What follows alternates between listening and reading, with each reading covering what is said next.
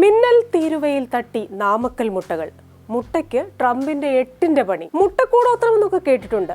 Trump അറ്റാക്കിൽ മുട്ടകൾക്ക് കട്ട പണി കിട്ടുന്നത് ആദ്യമായിട്ടാണ്. പണ്ട് ഇന്ത്യയിലെ മുട്ട നഗരമായ നാമക്കലിനെ കുറിച്ച് പറഞ്ഞിരുന്നല്ലോ.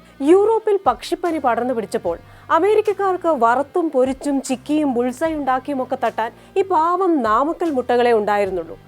ആ മുട്ടകളാണിപ്പോ തീരുവത്തിയിൽപ്പെട്ടിരിക്കുന്നത്. ഒന്നും രണ്ടുമല്ല, 20 കോടി രൂപയുടെ 1,20,00,000 മുട്ടകളാണ് അങ്ങോട്ടുമില്ല ഇങ്ങോട്ടുമില്ലെന്ന മട്ടിൽ കെട്ടിക്കിടക്കുന്നത്.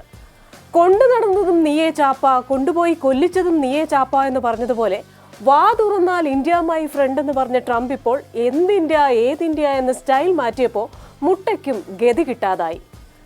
മുട്ടയായത് കാരണം വെച്ചുകൊണ്ടിരിക്കാനും പറ്റില്ല, ചീമുട്ടയായി പോകും. ഇവിടെ 4.5 രൂപയുള്ള മുട്ട അവിടെ 15 രൂപയ്ക്ക് വിൽക്കുമ്പോൾ കിട്ടുന്നത് മികച്ച ലാഭമായിരുന്നു.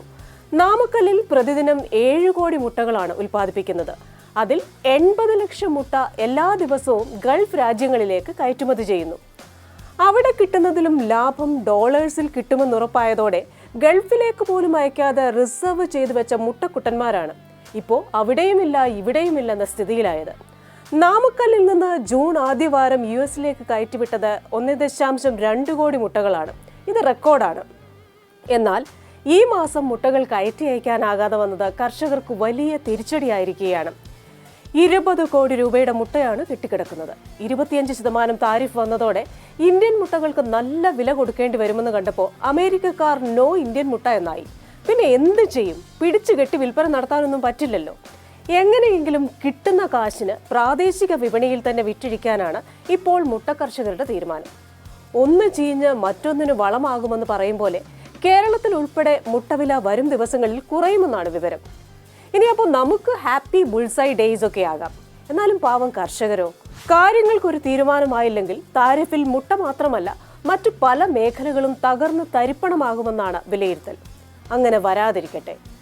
നല്ല ഒന്നാന്തരം ബിസിനസ്സുകാരനായ ട്രംപ് വരും ദിവസങ്ങളിൽ തന്നെ സമവായമുണ്ടാക്കുമെന്നാണ് പ്രതീക്ഷയും. ഇനി വാൽകൃഷ്ണം.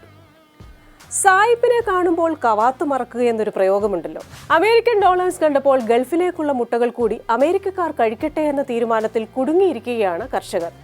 വിരിയിക്കാൻ വെച്ചിരുന്നെങ്കിൽ പോലും എന്തുമാത്രം കോഴിക്കുഞ്ഞുങ്ങൾ ഉണ്ടാകുമായിരുന്നു. ഇതിപ്പോൾ കടിച്ചതുമില്ല പിടിച്ചതുമില്ല എന്ന അവസ്ഥയായി. ഇനിയിപ്പോൾ പതുക്കെ പഴയ വിപണികളിലേക്ക് തിരികെ പോവുകയോ സ്ഥിരതയുള്ള പുതുവിപണി കണ്ടെത്തുകയോ വേണം. എന്തായാലും ഇനി കുടിച്ച വെള്ളത്തിൽ ട്രംപിനെ വിശ്വസിക്കാനിടയില്ല ഇവർ.